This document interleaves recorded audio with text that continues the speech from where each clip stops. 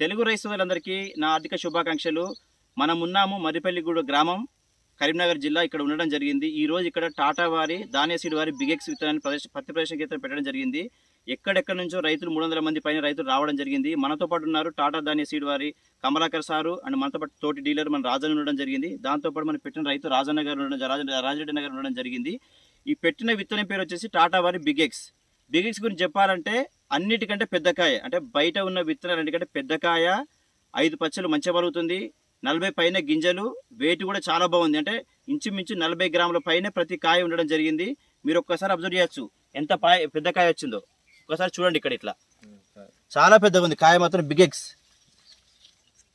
మీరు ఈ ఆకుని చూసినా కూడా నూగులాగా ఎక్కువ ఉంటుంది, అంటే వైరస్ రాకుండా చూసుకునే విత్తనం అనేది ఈ బిగెక్స్లో ఉంది. కాబట్టి మీకు దగ్గర ఒక మండ కూడా ఇట్లా మీరు చూడొచ్చు. మొత్తం ఈ చేను మొత్తం ఇలానే ఉంది. చెట్టుకి 70 పైన కాయలు, ఈజీగా 13 నుంచి 18 కింటాలు వచ్చే వెరైటీ.